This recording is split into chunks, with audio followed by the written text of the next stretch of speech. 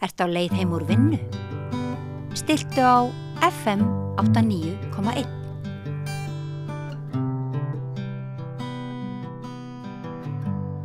Við ætlum að tala um sagnfræði og það svona ein af mörgum gátum íslenskunar er það að við búum hérna á þessum kletti í hafinu og í kringum eru miklar auðlindir, fiskveiðiauðlindir, en þær nýttust okkur ekkert sérstaklega mikið. Já, svona góðsagan kannski svo að það var ekki fyrir en með vélvæðingu bátanna að okkur fór að takast að draga auðlindir sjávar og renna þeim undir samfélagið og byggja hér upp gott samfélag. En ég veit ekki það svo sem.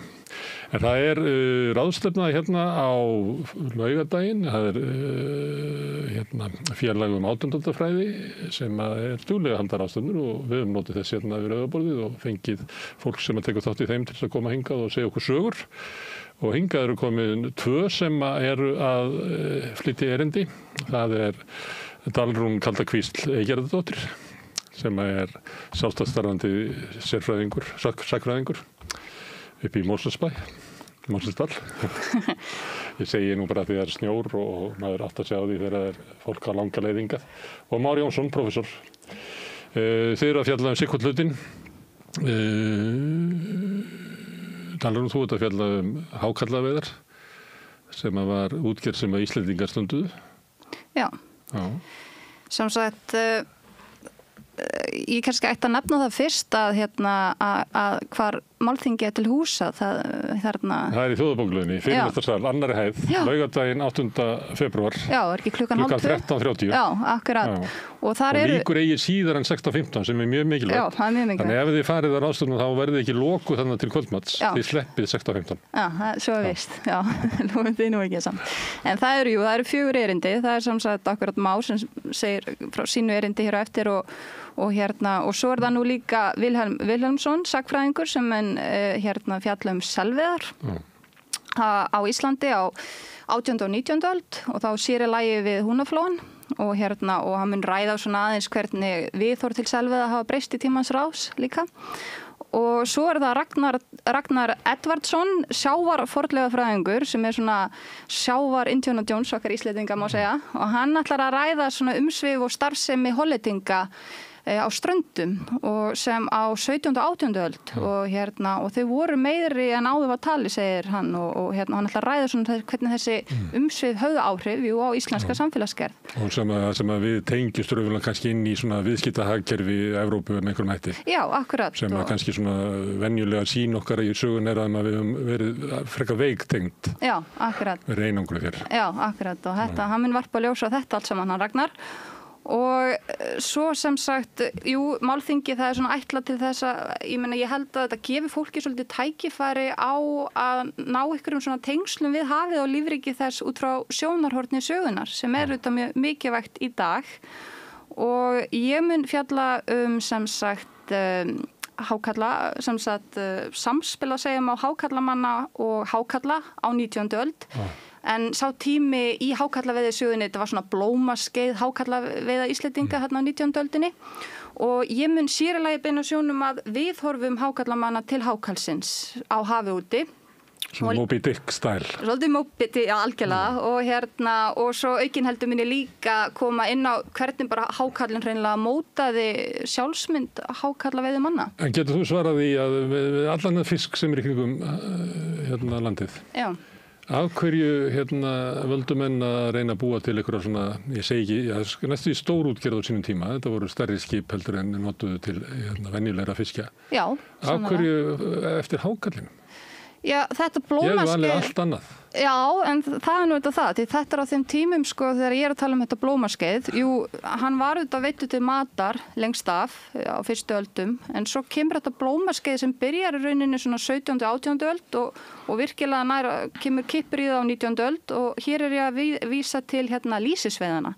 Því þá fóru menn á stað og komu til þessar útgerðir að sem sagt að veiða hákarl til þess að fyrirlifrina og sem þeir þá notuðu sem ljósmeti og þetta var mjög verðmæt útflutningsvara til stórborga í Evrópu sem voru að nota sem sagt lýsið sem ljósmeti til að lýsa upp þessar stórborgir. Og hákarlalýsi betra en þorskalýsi eða?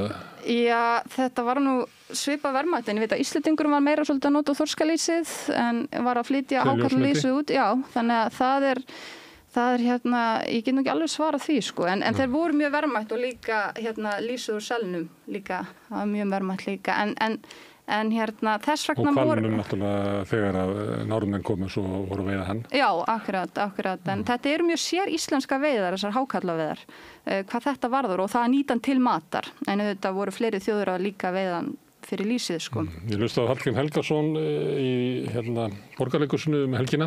Já. Þar var hann að segja frá bókunum sínum sem eru Siglufjörð. Já. Og ein sögupersonan á hákarlaveiðum og báturinn ferst. En hann lék þetta á sviðinu, hákarlaveiðarnar, og sagði að þetta væri sko mesta skítavinna sem hægt var að fá. Já. Það sem að menn lágu á hnjánum við að reyna að draga upp 200 kílóa hákarl upp á dekk. Já, og mun þyngri jafnvel sko. En sko, málið er að þeir voru það er nefnilega málið, það er að sem einkennir þessar hákarlaveiðar. Þetta er mjög sérstæður kapli í, sko, ekki bara hafsögun, heldur Íslandssögun allri, því þarna, akkur er ég til dæmis að reyfa þarna í erindinu mínu viðhorf manna til hákarla á þessum tíma? Jú, því þetta er magnaði tími, þetta er tími, sko, þegar menn voru að halda út á haf, langt út á haf, í opnum bátum, árabátum, skútum, þilskip. Miklu lengra heldur en því að á þessu tíma voru menn bara að róa raunverulega til fiskjar. Já. Og þá við sjáum það bara í byggðasögunni að þá voru menn oft bara út frá svona ystu nesum, en fara mjög stutt sko, vegna þess að þú getur ekki róið mjög langt, en þannig er þeir að fara miklu meira út á haf. Já, þeir gera það sérlega þegar þilskipin líka komandi sögunar, þá geta þeir verið lengur úti, en þeir fara í það sem kallast okkur legur, hákarlalegur, þeir liggja úti. Og þeir eru að liggja úti, óvarðir til að mynda þegar þeir eru í opnum skipum. Það er ekkert afdrepp fyrir stormi, þeir eru ekki með neitt, sko, hitunatæki er ekki að koma til svona, eldhústæki er ekki að koma til fyrir en 1880, þannig að þeir eru eiga við kuldan, þeir eru eiga við náttúruöflin og þeir eru sko fara eins og þú segir, þeir eru að fara vetur oft, síðustu vetramánuðin á vorin og eru þarna í miklu myrkri og kulda heilu dagana út í senn og jafnvel vikur að veiða gamla grána. Og þarna myndast, og þetta er merkilegt samspil sem sagt manns og hafið úti og það er merkilegt að skoða þá svona viðureign hans við hafísinn, hákarlinn og hver eru þá viðhorf mannsins til hákarlsins á þessum tíma þegar hann er líka svo berskjaldaður sjálfur maðurinn á hafinu. Ég spyr. Já, það er það sem ég mun koma inn á erindinu. Ég mun skoða hver eru viðhorf mannsins til hákarlsins og hvað segir það okkur hákarlinn og hvað menn hreinlega vissu hákarlinn á þessum tíma og hvað segir okkur líka mannin. Jú, ég er að skoða ég er að skoða mennirnir þeir horfðu við að segja þeir horfðu á hákarlinn sem andstæðingsinn, þeir töluðu hákarlaveiðu sem orustu, hafið var vígvöllur. Þeir eru að tala í þversögnum hákarlinn á jákvæðan og neikvæðan hátt. Þeir manngera hákarlinn og þeir spegla sig í hákarlinum og þeir eru sko bæði, maður veit ekki, eru þeir að færa eiginleika yfir á hákarlinn eða eru þeir sjálfur að tilengja sér eiginleika hákarlsins og færa yfir á eigin ímynd. Og þar komum við inn á þessa ímynd hákarlamannsins, þessa sterku karlmennsku ímynd sem einkenndi þessa starfstétt lungum, því þetta voru áhættu sumustu veiðarnar. En menn voru líklega að fara í þessa vosbúð og bara setja sjálfans í lífsettu til þess að bara eiga í svo á. Já. Og þarna var náttúrulega á tímabili ef við verum kannski 1850, 1880 þá er ekki mikil peningar í sveitunum. Þetta er ekki koma aðeins með sauðasölun eða eitthvað, ég veit ekki. Já. Þetta er umverulega kannski, ef að ég er bara vinnumæður, þá er þetta kannski leið til þess að hvað? Fá eitthvað skotasölfur. Sannlega. Og gæti ég orðið ekki ríkur, gæti ég dottið í eitthvað lukkupott með því að ráða mig á hákarlaskip. Sannlega og sérstaklega þegar aflaðist vel. En þarna koma líka ákveðna andstæður. Ég meina þarna er hákarlinn, hann táknar þó, hann er lífsbjörg, bæði hvað var það bara holdið sjálft og lýsið sem var selt út.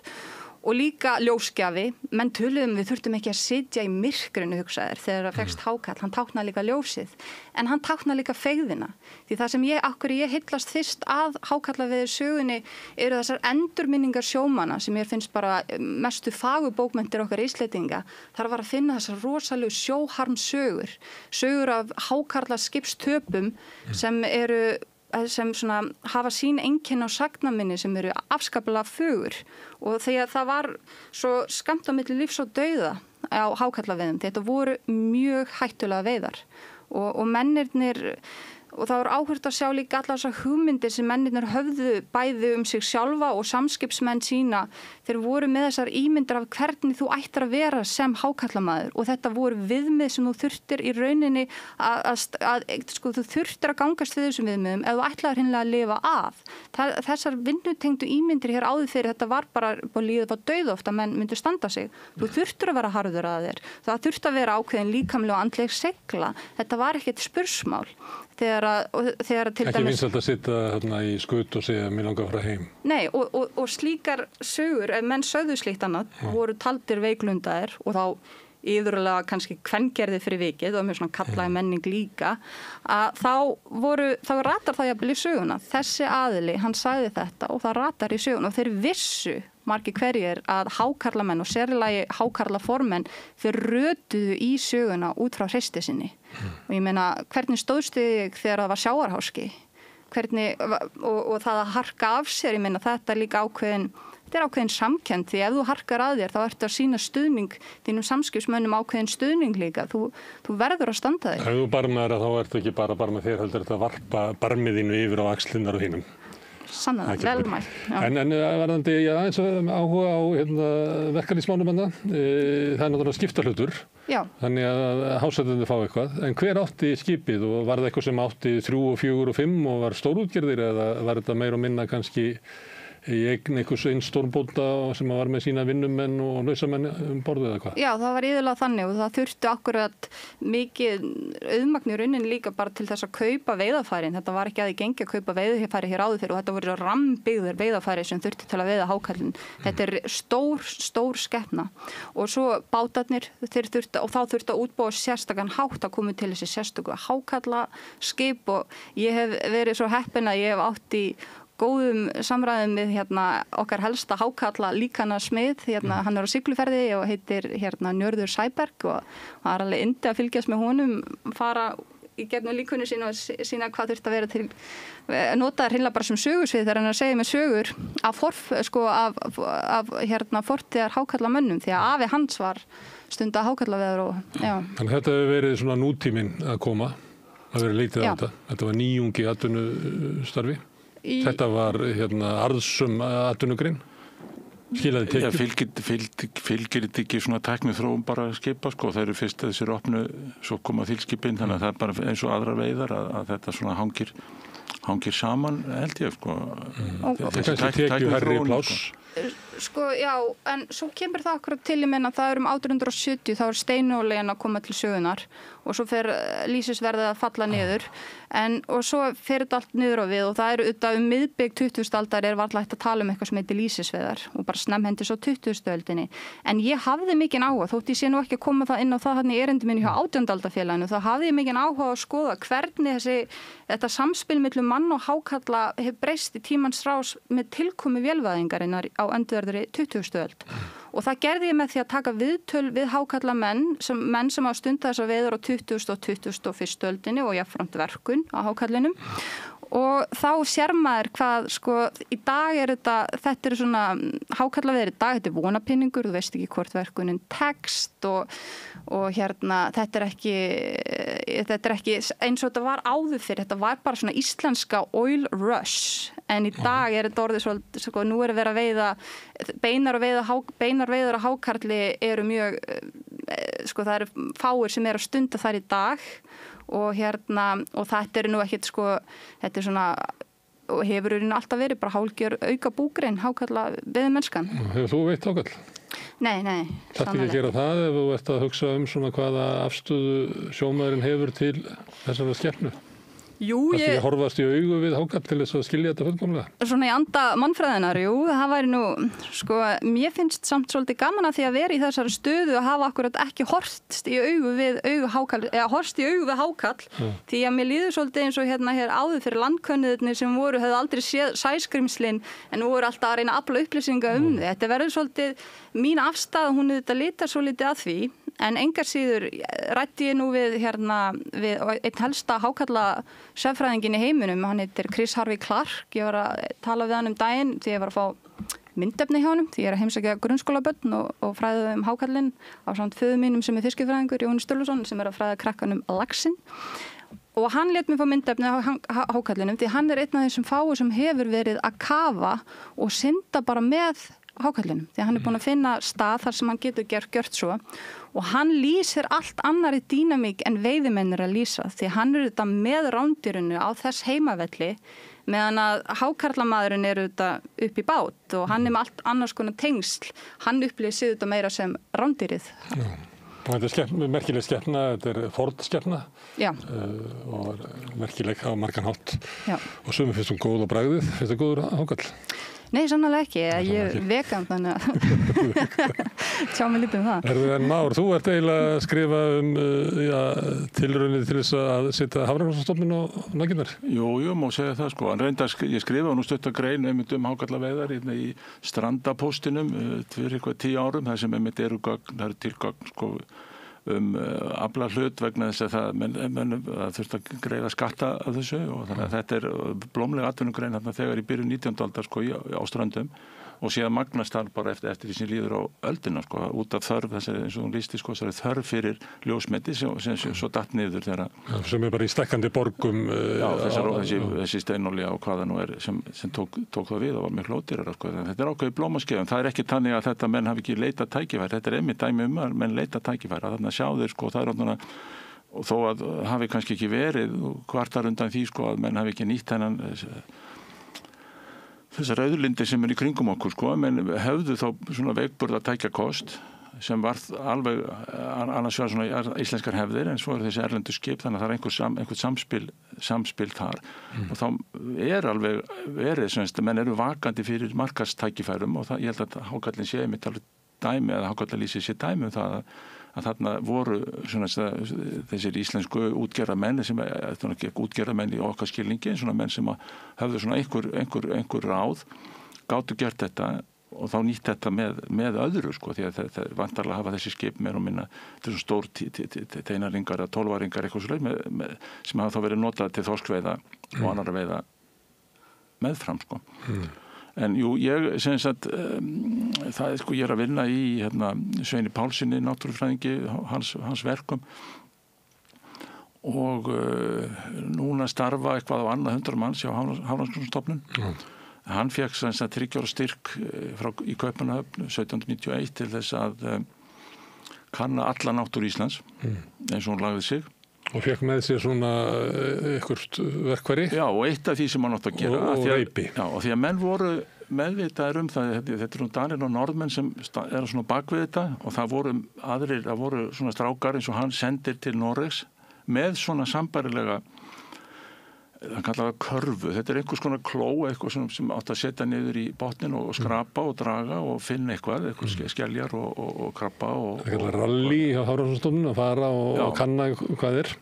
Þannig að hann tekur þetta með sér og síðan nokkra flöskur með spritti til þess að geyma í síni, þetta er mjög ofboðslega lítið og þetta er semst það sem hann átt að gera meðfram öllu hinu og síðan semst að reynist sko karallinn fúinn og svo er þetta svo dýrt hann hafði ekkert efna því að borga þessum mönnum sem voru í eins og hann skrifar sjálfur í brefi sko, þetta eru menn sem eru að afla sér lífsbjargar og sínu fólki þeir geta ekkert verið með einhverja svona hobbystarfsemi með mér og ég hef ekki peninga til að borga þeim þannig að þetta fór svona það var ekki mikið úr þessu ævintýri hans en hann er stanslaust með hugan við þetta og langar til að gera betur og það er það sem ég ætla svona að tala sko og út frá þá þeirri svona þekkingu sem menn höfðu þar sem menn auðvitað gerðu sér grein fyrir því að þorskurinn gekk á ákveðnum tímum, hann fór ákveðnar leiðir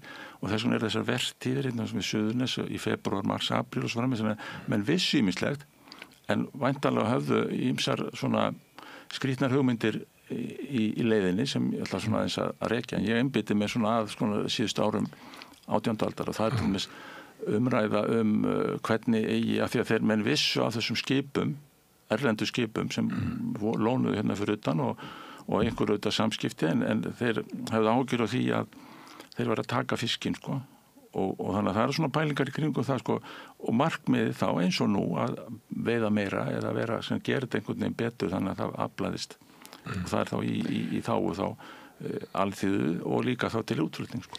Varðandi hann hérna Árna og finnst manni að þegar maður las þetta í svona kynningu á hérna þínu fyrirlestri að því að hann sendur með reipi og körfu og á að rannsaka fiskinn í Ísland.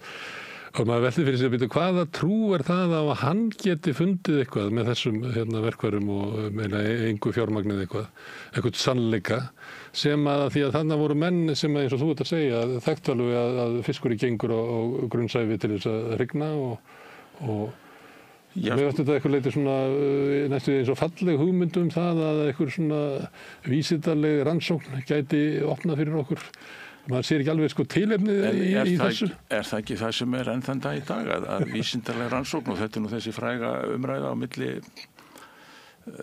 veiðimanna og vísindamanna hver hefur rétt fyrir sér og vísindamenn við segja þeir viti ekki þarna fyrir sunnan og svo koma þeir nú, jú, við vitum nú eitthvað og svo framvegis sko. Þannig að þetta eru bara hugmyndir sem náttúru skoðun sko, sem eru mjög ríkjandi og það sem sagt í Evrópu og á Norðurlöndum að það væri hægt að komast að einhverjum niðurstöðum og þá í þágu atvinnuvega sko, þágu sem sagt það var verið að leita að steinkólum, það var verið að leita að svona einhverjum efnum sem mætti nýta, jurtum sem mætti nýta til lækninga og svona framvegis, þetta er allt í svona hagsældar skyni sko, þetta er ekki svona hreinræktað vísindarannsóknir í þeim skilningi sko, en þetta áttu þær að vera vel unnar, en trúa þeir eru sendir þarna nokkri piltar með þessa körfu og þetta er þá bara einhver að sko, menn voru, það er auðvelt að leita blóma, það er frekar auðvelt að leita grjóti, það er bara landi, en sem sjórin var sem sagt orðin svona áhugamál hjá náttúruvísindamönnum og tækjakosturinn auðvitað mjög báborinn sko. En þetta var þarna eitt verkværi sem þá og hugmyndin með skeljar og kuðunga og eitthvað sem leyndist onni í botninum sko. Þetta er tiltölulega ný hugmynd sko, en hún á þeim stöðum sem þetta var reynt á vegum þessa félag sem seinna var hjá, það fór svona heldur illa sko, það gerðist eiginlega ekki neitt sko. En þetta eru svona vísir að því sem síðar. Nú eru þið að kíkja á svona einstaka þætti í stórri og mikilli sögu sem að snertir svolítið svona eitthvað þráð í Íslandssögunni sem það að þessi fiskur er búin að vera þarna alla tíð en okkur hefur ekki auðnast að nýta hann til þess að virkja þessa auðlind til þess að byggja hér upp gott samfélag og það er ekki fyrir en bara með svona að einhverjum krafti með velvæðingu bátaflotans að atvinnuhættir hér breytast og að auðlindir sjávar er bara rennt undir íslenskt samfélag og við hættum að vera 57.000 eða eitthvað hvað við vorum og getum okkur fjölgar og kemur meira afl í þetta. Já, það er svona 1870, þá kom upp í sjó, þá koma vestuferðirnar, þannig að þetta eru bara svona einhvern veginn samfélagslega efnahagslega forsendum sem ekki náðu að blómstra áður. Já, en þið kannist við að svona, þegar verða að fjalla þetta þá það stundum að hafi verið innlent yfirvald stórbændurnir sem með píningardómi hafi bannað vinnu fólki að setjast að við sjávarsíðun og þar með kæft uppbyggingu sjávarútvegs í dróma. Þetta er svona rík þjóðsaga Íslands. Já, þetta er svona hinn nýja fyrra sko, þetta var svona hugmynd sem var lanseruð kannski svona 7., 8., 9. áratögnum. Ég er ekki sannfærður sko. Nei, en svo það meira að Íslendingar hafi bara verið eiginlega eins og í einhverju bara áfallið eða eitthvað, það hefur bara ekki séð þóttir að verið fyrir framan, kannist við svolítið, er ekki Laxness sem að leikur sér svolítið þessu að meiri segja Guð hafi búið til sko vind þannig að það lyftu upp síldinni þannig að þeim ringdi og þá fóru bændurnir og tíndu síldina upp og henduðu aftur í sjóin. Er þetta ekki einhverju í sögunni hjá honum? Jú, sko, getur verið. Þetta er svona að við höfum bara verið alveg bara eiginlega bjargarlaus af einhverju vesaldómi. En þetta allt svör við þessari svona þraut sem það að ef öll auðlindin var hérna fyrir utan, af hverju auðnast okkur ekki að renna þessu undir Íslands samfélag? Þetta bara eitt af því sem óútskýrt. Þetta jafn óútskýrt og svo þessi ofsalega velsæld sem þróast hérna upp á 1940 sko. Og það voru eitt tæknivættasta samfélag heims, það ekki? En áður vorum við, fyrir 200 árum, þá vorum við eitt fátækasta ríki í Evrópu, eða land í Evrópu, eða svæði í Evrópu. Þessi þróun gerist mjög hægt og seint, sko, en hún kemur bara seinna en annar staðar, sko, en þetta er hvorki vesaldómur, menn að reyna að gera ýmislegt og það sem sagt, stundum finnst þeim ganga vel og stundum finnst þeim ganga illa, en þetta einhver svona, þetta hvorki harmsagan að það sé eitthvað afturhald að reyna að stoppa allt. Ég er ekki trúaður á það, sko, menn voru, allir embættismenn hér voru, sem sagt, hvað getum við gert betur, hvernig getum við gert betur, sko. Þetta hékk svolítið á konginum og hann reyndi sitt það sendi hérna skip og sendi hérna fólk og sendi, sem sagt, þannig að, og breytti verslunarkjörum og svo framins í þágu einmitt þetta einhverjar uppbyggingar sem bara hvað veldur því, voru miklu seinna stað heldur til norðmenn og það er svona eina af þessum ráðgátum, en ég held að sé hvorki hægt að kenna einhverjum karaktereinkenum né einhverju mótstöðu, sko. Ég er ekki sannfærður það, sko. Nei, en líka ef við skoðum þetta til dæmis út frá sjónarhorni hákarlasögunar, því þú talar það var ekki verið að nýta nógu vel auðlindirnar og þeir eru sannarlega að nýta hákarlinn á þessu blómarskeiði, þessara lýsisveiða og svo mikið að vísindamenn í dag, því nú skoðum við svolítið alltaf þessa hafsögu núna út frá nýju sjónarhorni þegar við vitum að við stöndum á þessum átímum í umhverfismálum og nú skoða vísindamenn býtum við hvað var að gerast á þessum tíma þegar þeir voru að standa í lýsisveiðunum, Norðmenn, Íslendingar og fleiri frá 16. öld til miðbyggs 20. aldar. Já, það bara hríðfjall stofninn. Þannig að nýta auðlindir, það getur líka, sko, það getur samfélagi til framdráttar en ekki náttúrinni.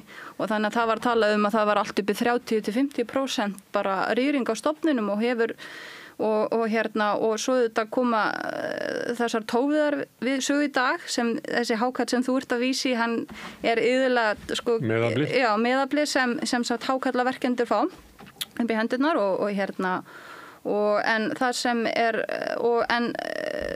það akkurat líka það sem vísindamenn hafa áhyggjur á í dag akkurat þetta.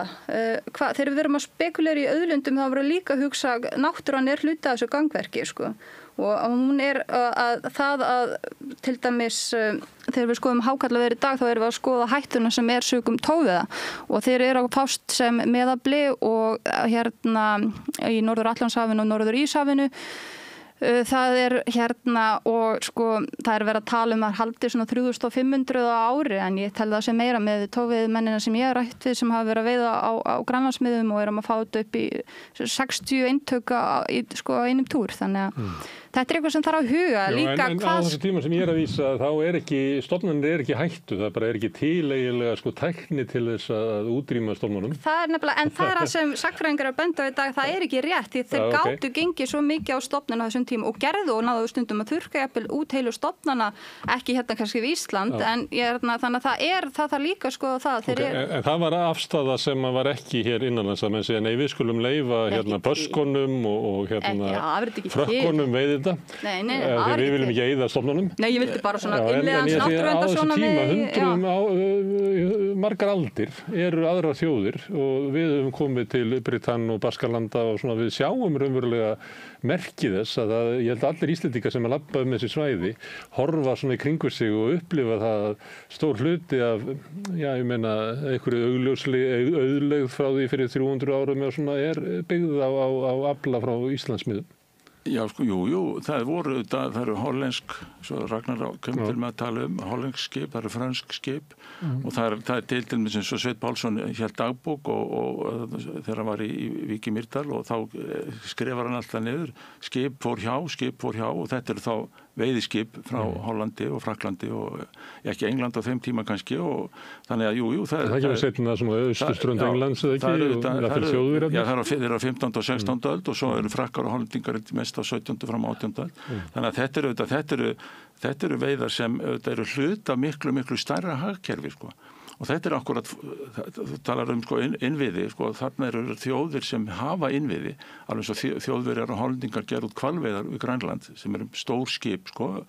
Þetta eru bara, og þetta lítill hlut af þeirra hagkerfum, en menn missa af þessu hér og þetta mátti ekki verið í samskiptum við þetta, það er launverslun og alls konar bönn og boð þarna á 17. og 18. öld. Út af einhverju stórveldapólitík.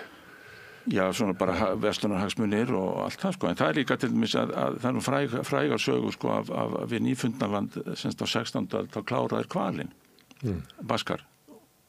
Og þurfa svo að fara þá upp á Svalbarða og svona, þannig að og eins þeir áttu upp geirfuglinn, sko. Þannig á Nýfundnalandi líka, sko. Þannig að það eru svona, það er áhugavert að sjá þetta svona náttúru, kannski ekki náttúruverndarsjónarmið en svona náttúru þetta samhengi sko í þessu sögu. Það menn gátu þetta með þessum tækjakosti sem þeir voru með gert heilmingin óskunda sko. En þeir sem höfðu ykkur efni á að kannski að byggja hér upp stærri útgerð, því við erum svona fámennt samfélag sem við erum hérna, getur verið að þeir hafi bara haft jaft mikinn hag eða geta bætt sinn hag jaft mikið með því að stunda bara verslun við þá sem að voru að veiða hér og höfðu þar alveg ekki svona, hvað við að segja, svona persónulegan hvata til þess að byggja upp útgerð sem hefði náttúrulega bætt samfélagið meira. Þetta er svona eftir á hyggja sko. Það þarf auðvitað að meta þetta út frá sko, þeim stað sem þessir kallar eru á sko. Það er náttúrulega ýmsir puntar sko, eins og þarna í Eyjafirði þar sem þessi hákallaútgerð var nú hvað sterkust sko. Þar eru menn að kaupa þilskip hvað 1820, 30, 40. Þetta er ekkert menn sem er eitthvað að hugsa eigin hagsmunum. Þeir eru allir fyrirtækir rekstur gerir fyrir stengist eigin hagsmunum. Þeir vilja meira og vilja gera betur sko. Og eins og það oft talað illa með Ólaf Stephensen sko, stiftandmann sem var með útgerð på Akranesi að hann hefði eitthvað verið að stöðva eitthvað en ég held sko, ef maður metur þetta bara út frá því sem menn höfðu sem sagt réðu við og gátu og þá eru þeir að gera sitt besta sko. Það er enginn að móti þessu sko. Ég sé það ekki og yfirleitt eru þessi menn bæði í þessu aflinn er annars vegar notað til fæðu og síðan er hann seldur sko. Þannig að það er einhver blæbrigði þarna sem það þarf að meta þetta út frá forsendum þessa fólks sko. Ekki út frá því að okkur eins og það hef ekki verið að vanda sér sko. Eða vilja standa sér sko. Nei, maður er að velta fyrir sig hvort þeir sá ekki tækifærið, hvort þeir hafðu ekki sko peningalegt afl til þess að tegja sig eftir því. Já, það er það. Hvort það voru eitthvað í reglum og lögum sem að meinuðu það. Já, ég held að sé fyrst og fremst sko bara, þetta eru bara fjárfesting, það er engin peningar hérna sko. Það er engin bankar, það er ekki neitt, það er engar stofnanir. Kaupmennir, þessir lausa kaupmenn sem eru nokkru íslenski, Bjarni Sívertsen og fleira, þeir eru háðir það litlu tryggingar sem böðust það var í kaupunum þannig að það er ekkert sko innlent svo uppbygging sem konungur reyndar starta þarna miðbygg 18. aldar hún gekk ekki upp það tókst ekki sko þannig að viðleitnin var þarna sko þetta er bara en þess að skýra þetta út það er einhver vanmáttur sko og kannski eins og núna er sagt sko hvað skortir fjármagn sko Hvað myndum en gera í þessum startup fyrirtækjum öllum ef við fengi ekki lán sko? Það er hérna fyrir einhverjum árum, kannski 4-5 árum, þá var ég að ferðast að þessum Vestfirði og það er að tala við fólk og þá er náttúrulega mikið verið að ræða um fiskeldi og maður áttar sér svolítið á að það er svona önnur afstaða þar heldur en hérna fyrir sunnan og fólk er mjög háð hérna þeim fyrirtæki sem er þar í uppbyggingu sem eru mikið til hérna norsk fyrirtæki og svo sér maður hérna smá minjar af hérna síðast þegar norðmennirnir komu til Vestfjarða í hvalveiðar og þeir komu og höfðu aflið til þess að sækja hvalinn og unnu hann og svo var nú eitthvað sem að sagði mér það, ég kannaði nú það ekki sérstaklega að það hefur bara, hvalurinn hefði eiginlega farið og þeir hefur fært þetta til Austfjarða áður en að raunverulega verður verðfall á mörkuðum, þannig að á Vestfjörðum hafi þetta svona lognast út af eiginlega áður en að steinolían kemur. En maður veltið einmitt fyrir sig, þau sjá það og þá hugsaði maður einmitt, læra Íslendingar ekkert að sögunni, sko. Að verður fiskaldið í dag, svona svipað og hvalveiðarnar voru fyrir 150 árum. Það sem að Norðmenn koma, nýta auðlindirnar og fara. En af hverju er það virkilega þannig að við getum ekki bara byggt upp fiskeldi eins og Norðmenn, það er ekki eins og þeir komið einhverja sérstaklega tækni. Já, það er nýta og ganga á stofn, það er það sem Norðmenn gerðu og þeir eru núna að ganga á íslenska náttúru, þeir eru ekki að nýta hana. Og þegar þú talar atvinnusköpun þá er þetta, og fólk sé svona jákvæðara að þarna, það er ekkert endilega alveg rétt og ég hef sjálf tekið viðtöl við einn bónda þarna í Arnarfirðinum sem er meira en óánægður. Ég veit þú getur fundið eitt, ég er að tala svona heilt yfir að þá er... Já, menn voru þetta byggust við og þetta er gömul saga ný. Ef þú andmælir fiskeldi þá verður þið hringt í höfnina á Tálknafirði, á Sindiland. En máli er það að þessi saga er búin að endurtaka sig líka erlendis. Þetta er þekkt, þeir fara, komast að atvinnustarfsemi sem er illa launu, það eru slæmkjör, því nú eru þið sósíalistar hér og þau eru akkurat að gæta því. Slæmkjör, mikil mannvelta og reka þetta bæði hér og erlendis á þann veg að þetta er engin atvinnutækifæri. Þannig að maður heyrti heimamenn koma, þeir eru spenntir fyrir nýjum tækifærum en þeir hekjast aftur tilbaka því það er engin sem tollir í þessu nema kannski akkurat ungt aðflutt vinnuafl sem er ofta að sinna sem skítajobbum heima og þetta eru skítajobb og þau eru fá. Og málið með sjókvíaeldið er þannig að þetta er ekki það að Íslendingar, þeir eiga sannarlega og eru sannarlega að núna taka sér til í þessum eldismálum, en þeir eru að skapa tækifæri hvað varðar landeldi. Því það er ekki eitthvað sem segir og réttleiti það ég ætla að skapa nokkuð jobb og fyrir viki þá bara fer allur íslenski laxastofnin og því að auðvitað þekkju það að þessi occupational hazard sem fylgir svo sjókvíaeldi að það er alltaf verið að sleppa út erfðabreyttir manngerðir sjókvíaeldis norskir laxar upp íslenskara ár og taka þátt í hrygningu íslenska laxins. Eins og ég hef rætt hér við föðuðinn til dæmis. Já, akkurat, nákvæmlega. Ég held að þetta sé með tækifæri til þess að meta lok 18. aldar að það eru þarna ákveðnar forsendur. Það þarf fjármagn til þess að gera eitthvað sem mann kannski dreymir að gera, Sem að okkur Íslendingar skortir bara ekki. Við erum með lífeyrissjóðakerfi og það bara legur peningar út úr en fjármagn er náttúrulega ekki saklaust, það vill eitthvað, menn gangi ekki, vaði ekki bara í það og menn þurfa að vita hvað er gera. En fjármagnið í lok 18. aldar var fyrst og fremst konungur, Og konungsvaldið, það voru engir innlendir auðmenn, það voru engar innlendar bankastofnar, það er engin peningar innanlands, þannig að það þarf alltaf að koma frá Kaupmannahöfn og Ríkur maður er sá sem átti mikið land, það er ekki sá sem átti kistur. Nei, það er til dæmis, það er ágætt dæmi Egil Sveinbjörnsson í Njarðvík, föður Sveinbjörnar Egilssonar rektors, sem auðgaðist mjög vel á útgerð í lok 18. aldar. Þannig að hann var orðinn einn ríkasti maður á landinu. Það er Hákon Vilhjálmsson, það eru fleiri kallar þarna í Garði og Stafnesi og Njarðvíkum sem auðgust mjög heftarlega, vörðu mjög ríkir.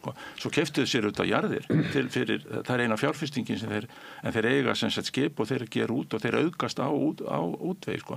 En þeir eru samt ekki nógu stórir, af því að það er engar tryggingar, það er ekkert kerfi sem leyfir þessum mönnum að fara út í eitthvað áhættubrask. Það var bara í Kaupmannahöfn og það var þá í Amsterdam og Hamborg, það sem voru einhverja svona styrkari stóðir, þannig ef menn töpuðu skipi þá fengur eitthvað hlutendurgrunn og einhver svona kerfi sem smám saman sem verða svo ekki til fyrir bara í lok 19. aldar hér. En þannig að það er svona breytanda, þá er þetta sama vandamála núna við hvað vilja menn gera við þá peningar sem þeir hafa, þá þurfa þetta að velja og líka hvað er áhættan, hvað er öryggi, það er þetta, þegar menn gátu verið öryggir inn á sínum forsendum og það er þetta ákveðin áhættu fælin eins og Gísli Gunnarsson talaði og var frægur fyrir en hún er að mörguleiti skiljanleg því að þegar menn gátu ekkert það farast það drukna 60-80 kallar á ári, sko, alla 19. öldina, út af því að þessi skip eru þetta, þessi bátar eru þetta ekkert stórmerkilegir og það gerir óveður og svona, þannig að þetta og svo leið og báturinn ferst og horfinn, þá þarf að gera hann upp á nýtt. Til þess að menn voru kannski með félag, kannski 4-5 bændur með eitt bát og það höfðu efna á því að tapa þessu og byggja hann upp á nýtt, sko. Þannig að þetta svona, ég að reyna svona að skilja að menn svona, svona endimörk, svona þolmörk þessa hagkerfis eru bara ekki á þessum tíma, bara ekki víðari, sko.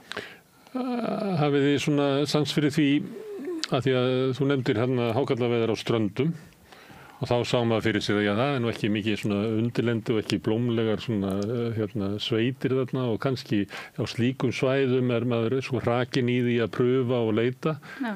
En þá nefndir þú Eyjafjörð og þá gengur ekki sú kenning upp því þar eftir blómlegustu sveitirnar. Og fljótin. En í Eyjafjörði voru það auðvitað á tilskipin, en þarna á Ströndum eins og Gjögri, þar voru þeir að gera út á róðrabátum. Það var öðruvísi sko lending, þannig að það er öðruvísi. Jú, en áður í fljótum til dæmis. Já, þar voru margir mjög ríkir hákarlabændur sem eru að eiga góðar jarðir og þetta er þó já, maður getur ekki sagt aukabúgrein, þetta er bara eitt af þeim verkfærum sem menn höfðu, af því að það er þá hægt að fara á Siglufirði og þarna, ég held ekki á Skaga, sko, en það er að þetta svæðið þarna norðvesturlandi var auðut og síðan er það af hákarli og síðan er það Breiðafjarðareyjar, sko. Þar sigldu menn út og lágu og þannig að sko, nei, það er þannig að En fljótin eru ákveðið svolítið merkilegt í tengslu að tala tryggingarsjóðuna að í viðtalum mínu kom ljós að hann var að við hann Jörð Sæberg, þá var hann að ræða það sko, langafi sinn var að ræða þetta að í fljótunum, þá hafi samsagt eitt árið farist, held að það var 18. öld, það farist skip og 8 menn, gifti menn og ekkjur og föðurlaus börn sem sagt komið til vegna þess og það konur sem sagt eiginkonur hákarlaformannana þarna í fljótunum, þar tóku sig saman og rauninni hótuðu köllunum að það er alltaf að hætta að þrífa og gefa þeim að éta og krökkunum að éta nema þeir myndi taka parta hverju lýsustunnu og stofna sérstakann sjóð fyrir þá ekkjur sjódruknaðara mann og ég held að þetta sé svona fyrsti vísir en að svona ekknarsjó í bara Íslandssöguna í til, sko, þetta er alveg stórmerkilegt. Það er rannsóknarefni fyrir ykkur sakfræðingana er hvað áhrif sjórinn eða þessi sjóskaði hefur haft uppbyggingu félagslegs kerfis eins og þú þetta dæmi við fyrstu dagheimilin eru fyrir börn sjómannssekna í Hafnarfirði og víða sem að er eitthvað svona tenging á milli uppbyggingu félagslegt kerfis og þessar sjóskala alls. Já, þannig að ég segi náttúrulega bara eins og maður segir alltaf, það vantar rannsóknir og við vitum ekki nóg sko einmitt þetta, þannig að þetta verkefni er mjög spennandi að reyna einhvern veginn að ná utanum því að þetta er greinlegt að þetta eru mikil verðmæti sem verið að flytja út þarna og þetta er mjög mikilvægt fyrir íslenskt hagkerfi sko, hugsanlega eins og þú vilt sko að það sé eina forsendum þess að svona þegar að vélarnar koma þá var hægt að þá voru komnir þarna kallar sem áttu nóg til þess að virkilega fara að gera góða hluti, sko. Já, því að það gerist að sumuleyti hægt og bítandi, velvæðingin. Ekki það að hafi fyrst orðið til banki og sem hafi hrindur sig í ganga því að þá er náttúrulega vélarnar hjálpa því að það er hægt að taka þessi skref hægt og bítandi sem að var kannski bara ekki hægt við teknina sem að var áður að þá þurftur raunverulega næsta skref var svo stórt að þú þurftur eitthvað efnahagslegt hagkerfi á bakvið þig. Já, sko eftir á að hyggja þá er þetta að segja þannig skoðum við söguna eftir á að hyggja. Hefðu einhverjir haft meiri peninga eða útöða meiri peninga þá hefði verið hægt en það var litla sem við vitum þó er þessi viðleitni konungs það gekk ekki eftir sko. Svo er enskir kaupmenn í Reykjavík og víðar á landinu en það gerist ekkert fyrir en svona í lok 19. aldar sem þetta svona virkilega fer að komast á skrið sko. Það þarf að rannsaka söguna meira og svona mín ég veit ekki hvort það sé byggt á einhverju sérstöku. Mér finnst við vera að koma svona í bara menningarlega út úr svona tímabilið þar sem að svona söguleg vídd hefur ekki verið mjög sterk. Og svona, ég tengi þetta bara við nýfrjálsku tíma sem er alltaf árið 0 einhvern veginn og við erum alltaf á einhvern veginn, við þurfum eiginlega ekkert að velta fyrir okkur sögunni vegna þess að við erum bara náttúrulega alltaf á leið á réttan stað. Það er eiginlega svolítið tónninn í nýfrjálshyggjunni. Ef við bara sleppum tökunum og leifum hlutunum að gerast, þá munum við fara á farsælasta stað sem hægt að fara. Er þetta ekki búið? Já, en síðan koma núna og þetta rofnar með mönnum sem allt í einu fara að nota söguna. Make America Great Again er náttúrulega bara klassísk sagnamennska í pólitík. Að við vorum góð og svo kom ykkur eyðilögðu fyrir okkur og nú ætlum við að endurreisa það. Þannig var sjálfstæðisbaráttan háð. Já, og líka þetta akkurat ekki bara varða kannski hagkerfi, líka bara varða hag náttúrunnar og varða hag hafsins, því að það er vissulega þannig að hafið, það mun varða okkar hag. Og ég held að það er svo mikilvægt akkurat þetta sem hún segir, að líta til sögunar og mikilvægt þess að söguvæða hafið, því að fólk býr ekki í þessari nánd við hafið sem það gerði hér áður fyrr. Og hvað er þá betra en okkur að horfa til endurminningar sjómanna sem voru bara lifðu og hrærðust á yfirborði sjávar til þess að mynda þessi tengsl, því að við getum í rauninni ekki venda það sem okkur er samum og sögurnar eru góða til að skapa tengsl millum dýra, sjávar og manna og þannig að ég hef miklu trú á sagnfræðinni hvað varðar náttúruvernd. Ekki bara inn í samfélagið okkar og menningu, heldur líka í náttúruna. Já, sannlega. En það er ekki bara, nú horfum við til sögunar, þegar það gerist þá verður það gríðarlega átök söguna. Það hefur alltaf verið. Já, þegar að fólk er upptekið því að búa til einhverja mynd sem hendar því sjálfu, þá getur það verið, þá getur það brenglast svolítið. Já. En ég held til dæmis í sambandi það sem hún segir, með tengsli með hafið, það getur verið svona holdt og skemmtilegt að hugsa til þess hvernig bara Reykjavík er að menn eru búið við þeim, menn eru búið bestum og þessir eins og Sveinn, hann er að fara á bát, alltaf stöðu flandri, heimsækja einhvern veginn við, fer í Gufunum, svo fær bátið svo kemur við og kemur á Klapp og þeir eru að sigla einnig í Skerjafjörðin, þeir eru á Bessastað og svona, þannig að þetta er alltaf önnur tilfinning heldur en við höfum núna sem við erum búið að glata þetta er allt land, fyrir allt á landinu með þetta einhverju. Sjóri gæti verið greiðfærasta leiðin stundum. Já, og menn eru heia í Lundey og heia í Akurey og það er svona alls konar hluti sem ég sé ekki einhver bylting, en bara svona þessi tilfinning að það sé mjög holl og þar geta þetta sagnfræðingar haft eitthvað til málan að leggja, reyna að fá svona aðeins aðra sín og afslappaðri sín gagnvart þessu, þessi ránirkjöll, hún er náttúrulega ekki byrjunum, hún er þetta að byrja á einhverjum ákveðnum atriðum eins og gerfuglinn og hvalurinn og svo framvegis, en svona þannig að það sé svona ýmislegt að sækja í þetta ef fólk nennir. Já, en ég var að ræða hér við næringafræðing og reyndar starffræðing á sama tíma. Og við vorum að ræða kannski fyrir svona 70 árum þegar baráttan gegn reykingum var að hefjast, að þá hafði hún svona hljómgrunn og líka barátta gegn hjarta- og æðasjúkdómum sem að var að verða að hvetja fólk til að draga úr neyslu á mettari fitu og það má sjá það í gögnum að þetta hafði náði fram að ganga. Síðan komum við á tímabil þar sem að akademían, þar sem að þið eru að starfa, hefur bara minni svona hljómgrunn að það er ekki svona þol í samfélaginu til þess að beygja sig undir það að það komi endilega einhver viska út úr vísindalegu starfi og þau standa frammi fyrir því núna að þau eiginlega kom ekki skilaboð sínum fram því að viðbröðin eru svona já, má vel vera að þér finnist þetta mál minn, en ég var nú að hlusta á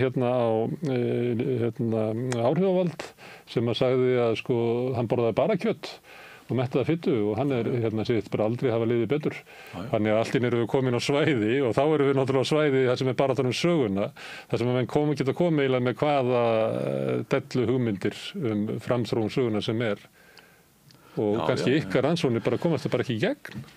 Ég held nú áhrifavaldarnir sinum hvað minnst í sagnfræðin sem betur þeir eru svona meira kannski akkurat í næringunni. Makarhreyfingin er ein risastór sagnfræði hreyfing, Makarhreyfingin? Já, þessu í kringum Donald Trump. Jú, en það er náttúrulega allt svona, maður myndi nú segja að þeir menn eru að sníða svona sögun eftir sínum stakki og það hafa menn náttúrulega svo sem gert fyrr, Sovétríkin og Bandaríkin áður og bara Evrópa, ég meina það er alltaf nýlendustefnan. Já, þetta er bara gömul saga og ný, en hættan hér hjá okkur finnst mér heldur vera og kannski tengist það að svona fræðumönnum svona hættir þeir eru orðin svona ginnkeyptir fyrir skáldskap og farnir og mikið að blanda sínum eigin pælingum sko, þannig að þetta kannski einhver áhrif frá þessu að það bara allt má og sama svo bara gerist eitthvað sko og ef maður mótmælir þá það bara, þú ert bara hómólaus og svona sko Já, þú verður auðvitað, það þitt hlutverk sem fræðimaður og í tilfelli sagnfræðingar að ljá fortíðinu rödd og það auðvitað mjög mikið að vera trú sínu viðfangsefni og bera virðingu fyrir því en það akkur það sem fræðimenn gera en hvað best og það kannski